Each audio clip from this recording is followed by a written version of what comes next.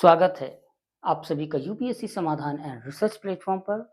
जय हिंद दोस्तों, मैं बालकृष्णा आज आपके लिए सोशल एंड पॉलिटिकल लाइफ के चैप्टर 6 से आगे का नया chapter new chapter 7 urban administration लेकर आया हूँ। इस अर्बन एडमिनिस्ट्रेशन में हम क्या पढ़ेंगे? शहरी प्रशासन। क्या होता है शहरी प्रशासन? जैसे आपने जाना कि ग्रामीण प्रशासन क्या होता है, गांव को किस प्रकार से चलाया जाता है। तो गांव या जो हमारे विलेजेस हैं वो प्रशासन की पहली या सबसे छोटी इकाई कहे जाते हैं। और उससे थोड़ा सा आगे जब हम बढ़ते हैं तो जैसे ग्रामीण प्रशासन होता है ठीक इसी प्रकार से शहरी प्रशासन भी होता है। यानी कैसे शहरों की देखभाल की जाती है, कैसे उसकी व्यवस्था की जाती है और उसका संचालन किस प्रकार से किया जाता है। हम इन कुछ नए तथ्यों को पढ़ेंगे इस अध्याय में। फिलहाल आशा करता हूँ आप सभी लोग अच्छे होंगे, आपकी अच्छी चल रही होगी आपकी पढ़ाई, आपकी तैयारियां भी अच्छी होंगी। और मेरे ऐसे व्यूअर्स जो यूपीएससी के अभ्यर्थी नहीं हैं, उसकी प्रिपरेशन नहीं कर रहे हैं, हमारी तरफ से आपका भी बहुत बहुत स्वागत है। आज हम अर्बन एडमिनिस्ट्रेशन में पढ़ने जा रहे हैं कुछ खास। अर्बन एडमिनिस्ट्रेशन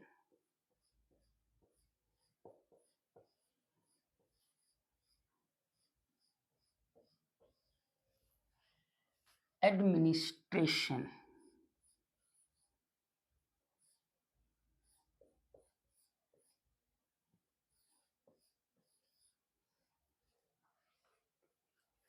क्या है? Urban administration.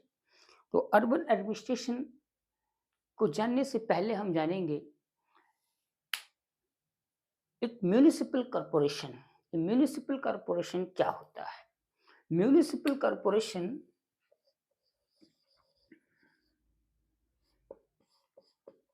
Municipal corporation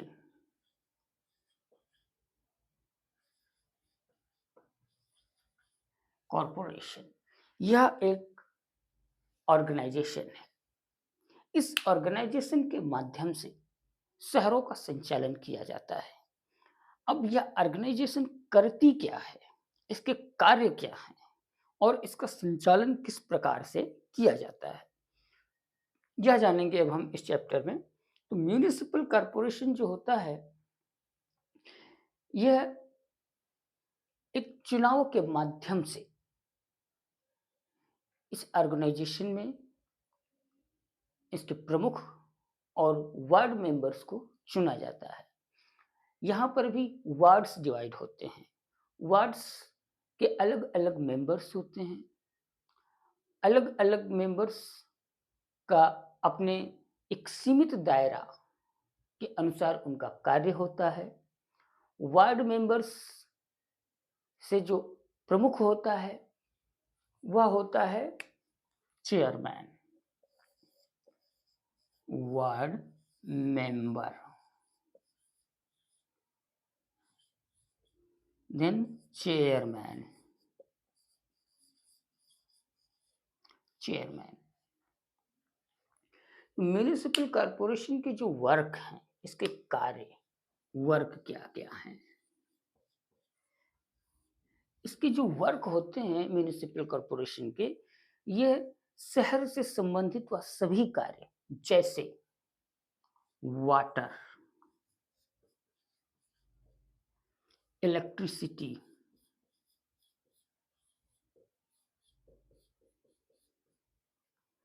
park management,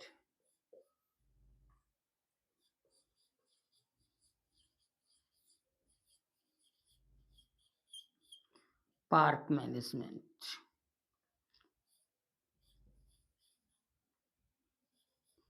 cleaning, medical etcetera. इस प्रकार से इस म्युनिसिपल कॉर्पोरेशन की ये सब कार्य होते हैं। जैसे शहरों में पानी की सप्लाई करने के लिए कुछ कर्मचारियों की ज़रूरत होती है, जो पाइप को बिछाने का कार्य, उसकी मरम्मत का कार्य, समय-समय पर पानी की सप्लाई सही तरीके से या सही पानी की सप्लाई सही समय पर की जा रही है या नहीं, उसकी देखभाल करना, इलेक्ट्रिसिटी से संबंधित कार्य देखना, पार्क मैनेजमेंट, पार्क की व्यवस्था, पार्क नहीं है तो पार्क बनवाना, पार्क बनवाने के बाद पार्क में लाइट की व्यवस्था देना, वहाँ पर आने वाले लोगों के लिए अन्य सुविधाओं की व्यवस्था करना, शहरों की साफ-सफाई, गलियों, मोहल्लों या अन्य जो मुख्य सड़कें हैं, उनकी साफ-सफाई, उनकी मरम्मत और मेडिकल से संबंधित, साथ-साथ शिक्षा एटसेट्रा बहुत सारे कार्य हैं जो म्युनिसिपल कॉर्पोरेशन देखती है। अब म्युनिसिपल कॉर्पोरेशन इसको किस प्रकार से देखती है? तो म्युनिसिपल कॉर्पोरेशन इसको देखने के लिए एक चेयरमैन का चुनाव करवाती है। चेयरमैन के चुनाव में बहुत सारे उम्मीदवार खड़े होते हैं। उसके साथ-साथ वार्ड मेंबर्स का चुनाव होता है। ये वार्ड मेंबर्स कौन होते हैं? इनके शहरों में भी वार्ड्स को डिवाइड किया जाता है। Ward number 1, ward number 2, ward number 3, तो हर एक वार्ड से बहुत सारे मेंबर्स इस इलेक्शन में खड़े होते हैं। उनमें सिर्फ एक का चुनाव किया जाता है। हर वार्ड से एक मेंबर का चुनाव किया जाता है। साथ ही साथ चेयरमैन का चुनाव किया जाता है, जो पूरे म्युनिसिपल कॉर्पोरेशन का प्रमुख होता है। तो इन दोनों के माध्यम से म्युनिसिपल अपने कार्य को आगे बढ़ाती है। साथ-साथ इसके साथ-साथ अब म्युनिसिपल कॉर्पोरेशन में सिर्फ यही लोग कार्य नहीं करते हैं। इसके साथ-साथ गवर्नमेंट एम्प्लॉइज़ होते हैं। वे गवर्नमेंट एम्प्लॉइज़ अन्य कार्यों को देखते हैं। शहर के बहुत सारे अधिकारी होते हैं, अन्य कर्मचारी होते हैं। ये सभी मिलकर के इस पूरे म्युनिसिपल कॉर्पोरेशन, जैसे उदाहरण, कहीं की इलेक्ट्रिसिटी खराब हो गई है, उसको सही करने कौन जाएगा? तो उसके लिए जो लाइनमैन होते हैं, जो बिजली के कनेक्शन को उसके जो इलेक्ट्रीशियन होते हैं, वो म्युनिसिपल कॉर्पोरेशन के अंतर्गत गवर्नमेंट एम्प्लॉयी होते हैं। वे उसको सही करने जाते हैं। पार्क मैनेजमेंट कौन देखता है? तो वे म्युनिसिपल म्युनिसिपल कॉर्पोरेशन के अंतर्गत एक गवर्नमेंट एम्प्लॉयी होते हैं। लेकिन वार्ड मेंबर्स और चेयरमैन का एक निश्चित कार्यकाल होता है और उस कार्यकाल के बाद फिर अगले व्यक्ति जो है वार्ड मेंबर्स के रूप में या चेयरमैन के रूप में चुन करके आ जाते हैं। तो इस प्रकार से म्युनिसिपल कॉर्पोरेशन यह एक ऐसा संघ है जो शहर की उन सभी व्यवस्थाओं को देखता है जो शहरी जनता या शहरी समुदाय की मुख्य आवश्यकताएं होती हैं। इसके बाद अब इन सभी कार्यों को करने के लिए धन की आवश्यकताएं भी होती हैं। वाटर टैंक बनाना है, वाटर सप्लाई के लिए पाइपलाइन बिछानी है, ट्रांसफार्मर कहीं पे खराब हो गया है, उसको चेंज करना है, डैमेज है, पुराने हटा करके नए लगाने हैं, वायर को पहुंचाना है, एक खंभे से दूसरे खंभे, एक पिलर से दूसरे पिलर तक उनके प्रॉपर कनेक्शन देना है। तो इन सभी कार्यों को करने के लिए, या सड़कें हैं, गली की नालियां हैं, ड्रेन्स हैं, टूट गई हैं या नई बनवानी है, या बीमारियां फैलती हैं, साफ सफाई के लिए क्लीनिंग जो कर्मचारी होते हैं जो साफ सफाई करते हैं, कूड़े को गार्बेज को उठाने के लिए कौन आएगा? तो ये सारे जो कर्मचारी होते हैं इन सभी के लिए फंड या जो कार्य होते हैं उनके लिए फंड की आवश्यकता होती है। अब ये फंड कहाँ से आएंगे? म्युनिसिपल कॉर्पोरेशन इनको कहाँ से उस कार्य को करने के बदले में उसका भुगतान करेगी? तो उसके लिए म्युनिसिपल कॉर्पोरेशन ने कई अपनी व्यवस्थाएँ बना रखी हैं, जिसमें विशेष रूप से टैक्सेस होते हैं। टैक्सेस के साथ-साथ डोनेशन भी होता है। हालाँकि टैक्सेस की मात्रा भारी होती है। जैसे हाउस टैक्सेस, लोग अपने घरों के टैक्स पे करते हैं। क्यों? क्योंकि उनको शहर में घर बनाने के लिए ज़मीन दी गई है। वे शहर की सुविधाओं का लाभ उठा रहे हैं, तो ये उनकी एक नैतिक ज़िम्मेदारी होती है कि वह उसके बदले टैक्स दें। उनके घरों की सुरक्षा की जा रही है, पुलिस प्रशासन लगाया गया है। बहुत सारी व्यवस्थाएँ हैं, जिनके बदले उनको कुछ भुगतान करना पड़ता है। यह समय-समय पर बदलता भी रहता है। तो इस प्रकार से टैक्सेस, जिसमें हाउस टैक्स हो गए। यदि आप कोई शॉप ओपन कर रहे हैं, मार्केट में हैं, मार्केट के जो है कमर्शियल टैक्स का वसूल करती है म्युनिसिपल कॉर्पोरेशन। तो इस प्रकार से और इसके अलावा अन्य बहुत सारे टैक्सेस हैं जिनको गवर्नमेंट वसूल करती है, जैसे इलेक्ट्रिसिटी बिल के ऊपर जो बिल से पैसे आते हैं, वाटर के ऊपर जो बिल होता है वो हो गया। पार्क मैनेजमेंट, जो आप पार्क की व्यवस्था कर रहे हैं, सड़क पर आप जो चलते हैं उसके टैक्सेस जाते हैं। आप उदाहरण स्वरूप आपने टोल टैक्स का नाम सुना ही होगा, जो बहुत ही पॉपुलर वर्ड है। तो इस प्रकार से बहुत सारी सुविधाएँ हैं जो म्युनिसिपल कॉर्पोरेशन शहर में रहने वाले लोगों को प्रोवाइड करती है, और जिसके बदले वह उनसे कुछ भुगतान नकद राशि के रूप में लेती है। ये चीज़ हो गया। अब अगर ऐसी व्यवस्था ना किया जाए तो क्या होगा? शहर की सारी व्यवस्थाएँ खराब हो जाएँगी। जैसे उदाहरण स्वरूप हम बात करें तो जो इंडस्ट्रियल सिटीज़ हैं, आपने देखा होगा इंडस्ट्रियल सिटीज़ में गार्बेज का प्रोडक्शन कुछ ज़्यादा ही होता है। उदाहरण अगर हम लें तो सूरत की बात करें, जहाँ पर 1994 में प्लेग फैला था। क्यों फैला था? क्योंकि वो बहुत ही डर्टी सिटी हो गया था, और इसलिए क्योंकि सूरत एक इंडस्ट्रियल सिटी है। आपने भी सुना होगा सूरत की साड़ी बहुत ही मशहूर है। सूरत के लहंगे, साड़ी और बहुत सारे अन्य टेक्सटाइल उत्पाद या और भी बहुत सारी चीज़ें हैं। तो इस प्रकार जो है हम देखते हैं कि जो इंडस्ट्रियल सिटीज़ हैं, स्पेशली बहुत सारे गार्बेज प्रोडक्शन करती हैं, उनकी साफ-सफाई के लिए। इसके अलावा जो हमारे घरों के कूड़े-कचरे हैं, उनकी साफ-सफाई के लिए ज़रूरत पड़ती है हमें लोगों की, मेडिकल व्यवस्था देने के लिए। हम बात करें तो दिल्ली की, आप दिल्ली में देखिए कुछ सालों से लगातार डेंगू की बीमारी बहुत ज़्यादा तेज़ी से फैलती है। बहुत ही व्यापक बड़े पैमाने पर फैली हुई आपको दिखाई दी। यहाँ तक कि हॉस्पिटल में जो है जगह तक नहीं बची, इतने बड़े स्तर पर यह बीमारी फैली। बहुत ज़्यादा जन और धन दोनों हानियाँ हुई। तो उसके लिए मेडिकल की व्यवस्था करना। तो ये बहुत सारी व्यवस्थाएँ हैं जो अर्बन एडमिनिस्ट्रेशन के अंतर्गत आती हैं। अब हम अगर आगे देखें तो यहाँ पर क्या देखेंगे इस अध्याय में?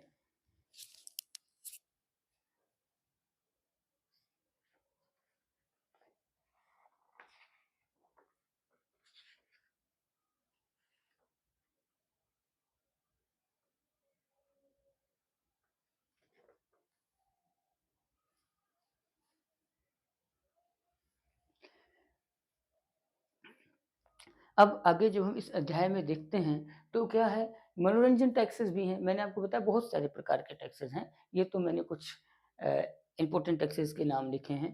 सिनेमा देखने आप जाते हैं, पीवीआर का मज़ा लेते हैं, बढ़िया एसी में बैठ कर के ज़बरदस्त माइक स्पीकर्स की गमागम की आवाज़ आती है, मज़ा लेते हैं, एन्जॉय करते हैं। तो ये सब कहाँ से आता है?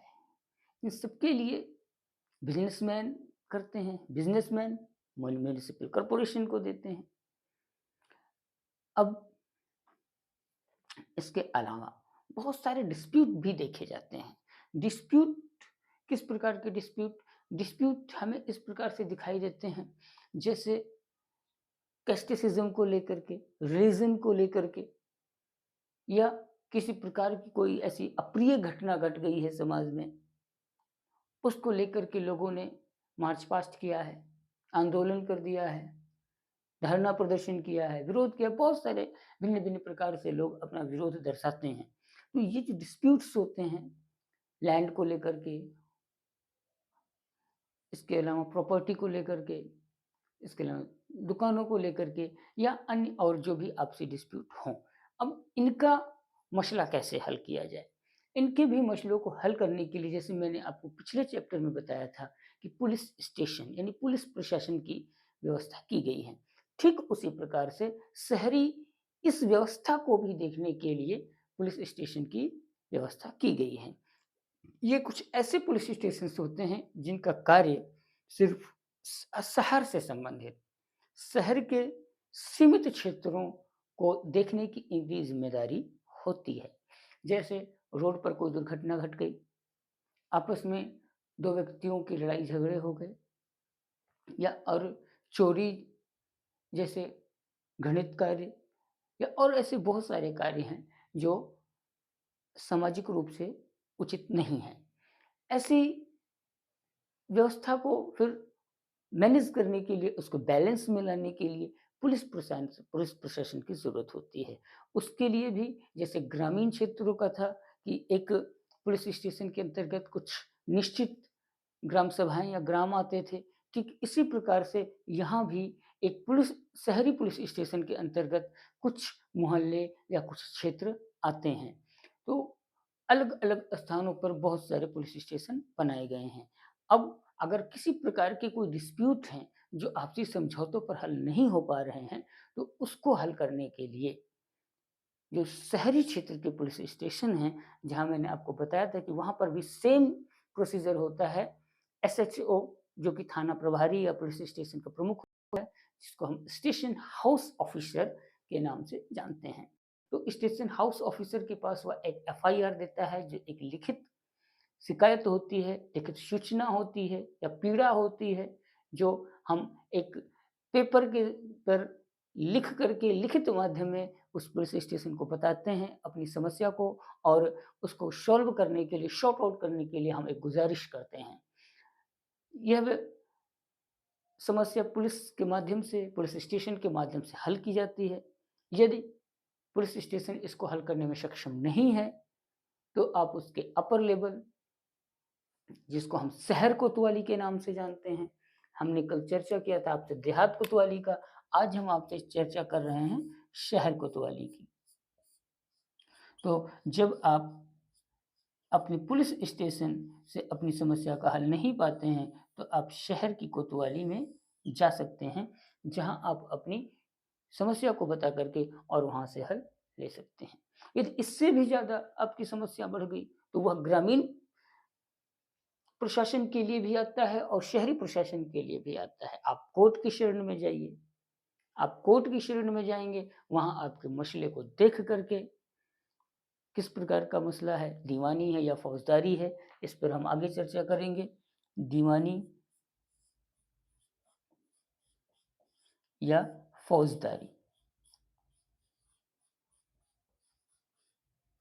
मामले को देखते हुए उनको इन दोनों में से किसी एक कैटेगरी के अंतर्गत रखा जाता है और उस हिसाब से उस कोर्ट में इनकी सुनवाई की जाती है और वहाँ से समस्याओं का हल निकल सकता है।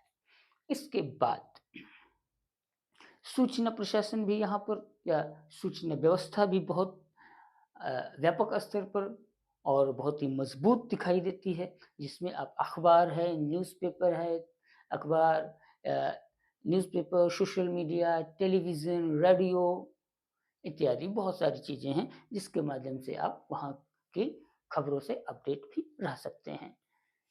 तो इस प्रकार से हमारा जो अर्बन एडमिनिस्ट्रेशन है, वह अब यहाँ पर समाप्त होता है।